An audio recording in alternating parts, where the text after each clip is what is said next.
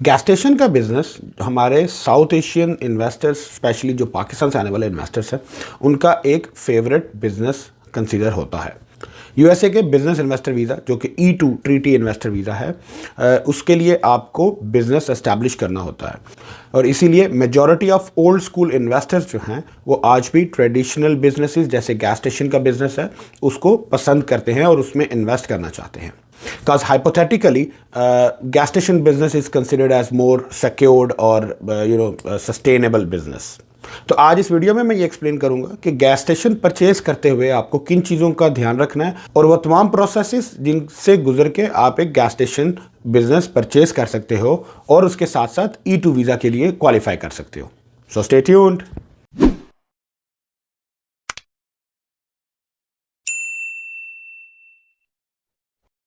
अस्सलाम वालेकुम, my name is Rahil Shaikh. I am a business consultant based in Virginia, USA.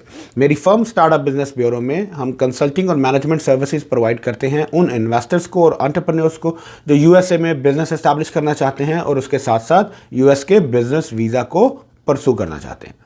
Gas station का business, जिसको petrol pump भी कहते हैं या पेट्रोल स्टेशन भी कहते हैं, हमारे स्पेशली पाकिस्तान जैसे साउथ एशियन कंट्रीज़ में एक बहुत सक्सेसफुल और सस्टेनेबल बिजनेस मॉडल कंसिडर किया जाता है उन ट्रेडिशनल इन्वेस्टर्स और एंटरप्रेन्योर्स के लिए जो पाकिस्तान से यूएसए में बिज़नेस वीज़ा प्रोग्राम के लिए आना चाहते हैं।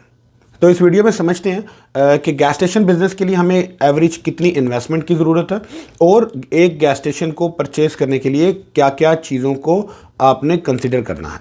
तो starting from the investment point, E2 investor visa के लिए कोई मिनिमम अमाउंट की इन्वेस्टमेंट डिक्लेयर नहीं की गई है, जिसका मतलब है कि E2 इन्वेस्टमेंट आपके बिजनेस इन्वेस्टमेंट से मैच करनी चाहिए, विच मीन्स कि आपके बिजनेस में जितनी इन्वेस्टमेंट की ज़रूरत है उतनी इन्वेस्टमेंट आपको सब्सटेंशियली करनी होगी।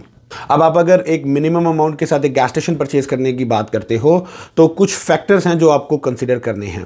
गैस स्टेशन की प्राइसिंग्स बहुत सारे फैक्टर्स पे वेरी करती हैं। मार्केट में आपको it can go probably as low as 50, 70, $80,000 और हाई एंड की कोई लिमिट नहीं है, it can go up to couple of millions dollars as well. तो ये जो डिफरेंस है बिटवीन 50,000 और 80,000 और $100,000 का गैस स्टेशन और 1 मिलियन, 3 मिलियन या 5 मिलियन डॉलर्स का गैस स्टेशन, तो there is definitely a difference, इनमें जो सबसे इंपॉर्टेंट जो डिफरेंस है वो आपकी गैस स्टेशन की लोकेलिटी पे डिपेंड करता है, वो आपकी नेबरहुड पे डिपेंड करता है, आपके करंट बिजनेस वॉल्यूम पे डिपेंड करता है कि कौन सा गैस स्टेशन में अभी कितना वॉल्यूम है बिजनेस का, इसमें इंक्रीज करने की कितनी कैपेसिटी मौजूद है, किस नेबरहुड में, किस इलाके में, किस लोकेलिटी में है। आप रूरल एरियाज़ में जाते हो तो उसकी प्राइसिंग्स डिफरेंट हैं, आप जो है वो अर्बन एरियाज़ में जाओगे तो उनकी प्राइसिंग्स डिफरेंट हैं। उसके बाद उसमें आपके कितने डिस्पेंसर्स हैं, उसके जो स्टोर है गैस स्टेशन के साथ वो क्या परफॉर्मेंस कर रहा है। तो ये बहुत सारे फैक्टर्स हैं जो आपकी वैल्यू डिटरमिन करने में इंपॉर्टेंट रोल अदा करते हैं। बट चूंकि आप इन्वेस्टमेंट E2 से रिलेटेड करने जा रहे हो तो E2 से रिलेटेड इंपॉर्टेंट फैक्टर्स आपके समझने ज़रूरी हैं। तो सबसे पहले हम गैस स्टेशन की इन्वेस्टमेंट को दो कैटेगरीज में ब्रेकअप करते हैं। First one is a real estate and the second one is the business which is on the real estate. मतलब ये हुआ कि एक तो ज़मीन है, एक वो प्रॉपर्टी है जो गैस स्टेशन की है और उसकी एक अपनी रियल एस्टेट इन्वेस्टमेंट होगी, और एक उस प्रॉपर्टी के ऊपर जो बिज़नेस एस्टैब्लिश है, जैसे जो स्टोर है, जो स्टेशन है, उस बिज़नेस की एक अपनी वैल्यू है। तो ये आपकी दो सेपरेट इन्वेस्टमेंट कैटेगरीज हैं। With regards to the real estate investment, real estate के जनरली 3 तरह के जो है वो फॉर्मेट्स आपको मिलते हैं। फर्स्ट कंडीशन जो होगी आपकी रियल एस्टेट से रिलेटेड वो ये होती है कि आपकी रियल एस्टेट या जो गैस स्टेशन की जो प्रॉपर्टी है वो owned by the gas company है। जैसे जो भी गैस कंपनी का ऑनर है या जो कंपनी है वो रियल एस्टेट को ऑन करती है और वो आपको सब लीज या सब कॉन्ट्रैक्ट करती है। सेकंड जो कैटेगरी है रियल एस्टेट की वो ये है कि जो सेलर है वो सेलर रियल एस्टेट को ऑन करता है और वो आपको बिजनेस सेल कर रहा है, बट रियल एस्टेट वो स्टिल ऑन करेगा और आपसे उसकी लीज अमाउंट जो है मंथली बेसिस पे या एनुअल बेसिस पे चार्ज करेगा। और थर्ड जो क्राइटेरिया है वो ये है, या जो थर्ड कंडीशन है वो ये है कि आप as a buyer, as an investor real estate को भी एक्वायर कर लो, परचेस कर लो और उसके साथ साथ बिजनेस को भी परचेस कर लो। तो इन तीनों की क्राइटेरियाज डिफरेंट हैं, इन तीनों की इन्वेस्टमेंट्स डिफरेंट हैं। आपने पहले ये डिटरमाइन करना है कि जो बिजनेस आप परचेस करने जा रहे हो वो उसकी जो रियल एस्टेट है वो किसकी ऑनरशिप में है और वो आपको ऑनरशिप ट्रांसफ़र करने जा रहा है या नहीं। As long as E2 is concern, ownership of the real estate does not impact on E2, उससे फर्क नहीं पड़ता क्योंकि E2 is a business investment. तो आपको जो गैस स्टेशन का जो बिजनेस एक्वायर करना है, आपकी वो बिजनेस इन्वेस्टमेंट E2 के लिए कंसिडर होती है, रियल एस्टेट इन्वेस्टमेंट से फर्क नहीं पड़ता। सेकंड जो चीज़ गैस स्टेशन परचेज करते हुए आपने कंसीडर करनी है, ध्यान में रखनी है, वो है आपका जो गैस स्टेशन है वो ब्रांडेड है या अनब्रांडेड है, और अगर ब्रांडेड है तो किस कंपनी के ब्रांड के साथ आपका गैस स्टेशन लिंक है। ब्रांडेड और अनब्रांडेड में क्या फ़र्क होता है कि ब्रांडेड में जैसे किसी एक पर्टिकुलर गैस कंपनी जो है उसकी गैस आप सेल कर रहे हो, उसके साथ आपका कॉन्ट्रैक्ट है या आपकी फ्रेंचाइजिंग है या आपकी डिस्ट्रीब्यूशन है, जबकि अनब्रांडेड गैस स्टेशन में आप प्राइवेटली ओन्ड गैस स्टेशन के मालिक हो और आप किसी भी कंपनी की गैस जो है वो सेल कर सकते हो। तो ये दोनों आपके जो फ्यूचर स्कोप है बिजनेस मॉडल के हिसाब से वेरी करती हैं और ये आपके फ्यूचर स्कोप पे, फ्यूचर ग्रोथ पे डिपेंड करती हैं।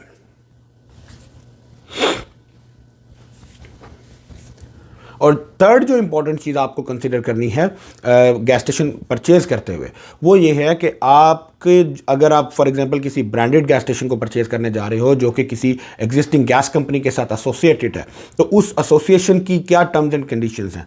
उनकी जनरल जो हैं वो दो तरह की कंसिडरेशंस होती हैं या दो तरह की टर्म्स एंड कंडीशंस होती हैं, जिनमें से जो नंबर 1 है वो ये है कि जो गैस स्टेशन है वो owned by the gas company है और गैस कंपनी आपको लीज के तौर पे, एज एन ऑपरेटर के तौर पे आपको बिजनेस सेल कर रही है।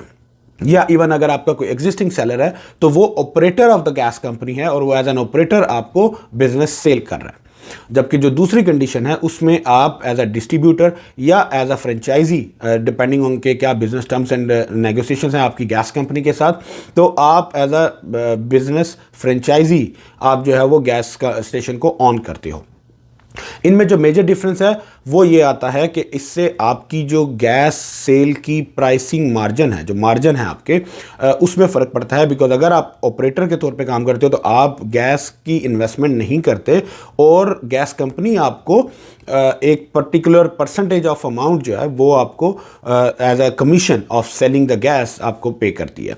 लेकिन अगर आप एज अ फ्रेंचाइजी या एज अ डिस्ट्रीब्यूटर काम करते हो तो आप गैस कंपनी से जो गैस है वो एक्वायर कर लेते हो, वो परचेज करते हो और उसके बाद उसमें आप अपना मार्जिन टॉप अप करके आप उसको सेल करते हो। इस बिजनेस मॉडल में आपके पास प्राइस फ्लक्चुएशन के लिए काफ़ी मार्जिन होता है as compare to as operator of the business. Because operator में आपके पास एक फिक्स परसेंटेज होती है जो कि फ्यू सेंट्स होती है पर गैलन और आप उसमें ज़्यादा फ्लक्चुएट नहीं कर सकते। जब आप ये तीनों चीज़ें कंसीडर कर लेते हो तो इसके बाद जो नेक्स्ट आपने चीज़ इंपॉर्टेंटली कंसीडर करनी है वो ये है कि आपके गैस स्टेशन की जो लोकेलिटी है वो कैसी है, उसका ट्रैफिक फ्लो कैसा है और उस ट्रैफिक फ्लो की या जो आपकी बिजनेस की रिक्वायरमेंट या नीड्स के हिसाब से आपके जो डिस्पेंसर्स हैं वो कितने अवेलेबल हैं और आपके स्टेशन में डिस्पेंसर्स की तादाद को फ्यूचर में इंक्रीज करने के लिए जगह मौजूद है या नहीं है। ये सब चीज़ें आपके आउटसाइड गैस स्टेशन जो है उसकी बिजनेस की रिक्वायरमेंट्स हैं। इसके बाद आप इनसाइड जाते हैं स्टोर की साइड पे, तो स्टोर जो हैं वो उसमें भी बहुत सारी इंपॉर्टेंट चीज़ें आपको कंसीडर करनी है। जैसे आपका स्टोर कोई ब्रांडेड है, फ्रेंचाइज स्टोर है जैसे 7-Eleven टाइप का है, या प्राइवेटली ओन्ड शॉप है। अगर प्राइवेट ओन्ड शॉप है तो उसमें आपको बहुत सारी और चीज़ें भी देखनी होंगी कि उस स्टोर की जो ओवरऑल फिक्सचर्स हैं वो किस सिचुएशन में हैं, किस कंडीशन में हैं, उनके ऊपर आपको कितनी मेंटेनेंस और जो आपका ओवरऑल डेवलपमेंट बजट है वो कितना रिक्वायर्ड होगा, आपके पास करंट इन्वेंटरी जो है वो कितनी पड़ी है अंदर स्टोर की सेल्स के लिए। इन्वेंटरी जो है उसके लिए आपको इंडिपेंडेंट इन्वेंटरी मैनेजमेंट कंपनीज जो हैं वो हायर करनी होती हैं जिससे आप इन्वेंटरी की स्टॉकिंग और उनकी बजटिंग जो है वो कैलकुलेट करते हो। इसके बाद आप स्टोर की सेल्स चेक करोगे, आउटसाइड गैलन्स जो हैं वो भी चेक करते हो और उसके बाद आप इनसाइड स्टोर की जो सेल है वो भी चेक करते हो। उसमें स्टोर के डिफरेंट लाइसेंसिंग हैं, जैसे अगर आप अल्कोहल या टोबैको सेल करते हो तो उसके लिए आपके सेपरेट लाइसेंसेज हैं। अगर आप जो है वो फूड आइटम्स हैं वो सेल करना चाहते हो उसके लिए सेपरेट लाइसेंसिंग्स हैं। अगर आप उसको दिल्ली टाइप का कॉन्सेप्ट देना चाह रहे हो, 7-Eleven कॉन्सेप्ट देना चाह रहे हो तो उसके लिए सेपरेट लाइसेंसिंग्स हैं। आपको वो सारी लाइसेंसिंग्स जो है वो देखनी है, ATM उसमें है या नहीं है, लॉटरी सेल कर रहे हो या नहीं कर रहे।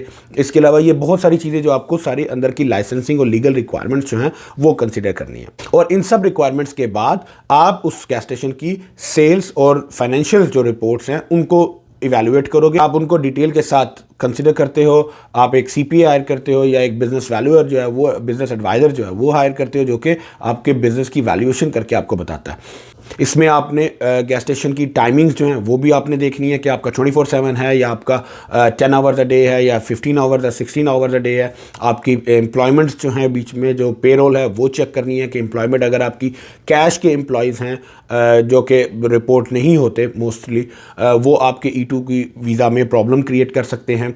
आपके जो employees of the gas station हैं वो officially recorded, official declared employees होने चाहिए। आपकी सेल्स जो हैं वो प्रॉपर ऑफिशियल सेल्स होनी चाहिए। आपके जो फाइनेंशियल्स हैं, जो टैक्स रिकॉर्ड्स हैं वो अपडेट होने चाहिए। ये सारे फैक्टर्स को आपको कंसिडर करना बहुत इंपॉर्टेंट है।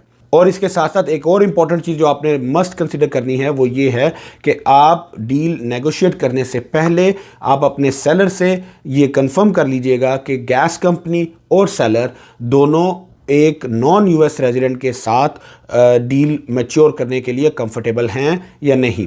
बिकॉज आप एज एन फॉरेन इन्वेस्टर एक नॉन US रेजिडेंट हो और आपका क्रेडिट नहीं होगा, आपके पास जो है वो सोशल बैकग्राउंड चेक नहीं होगा, तो कुछ कंपनीज जो है वो इसको कंसिडर नहीं करती हैं और कुछ सेलर्स भी इसको कंसिडर नहीं करते हैं। तो मेक श्योर कि आप ये सब नेगोशिएशंस अपने सेलर के साथ डील मैच्योर करने से पहले ज़रूर कीजिए, ताकि you don't and up in a scenario कि जहाँ पे आपको after spending a lot of time and money and efforts and energy आप जो है वो इस तरह की किसी भी लीगल रिक्वायरमेंट्स की वजह से आपको डील से बैकआउट करना पड़े। तो होप ये वीडियो आपको ओवरऑल जो प्रोसेस है और जो रिक्वायरमेंट्स हैं गैस स्टेशन का बिजनेस एक्वायर करने के लिए उसमें हेल्प करेगी। अगर आपके मजीद कोई कंसर्न्स हैं, कोई क्वेश्चंस हैं, तो feel free to reach out to me and I will be happy to get back to you. Thank you. अस्सलाम वालेकुम।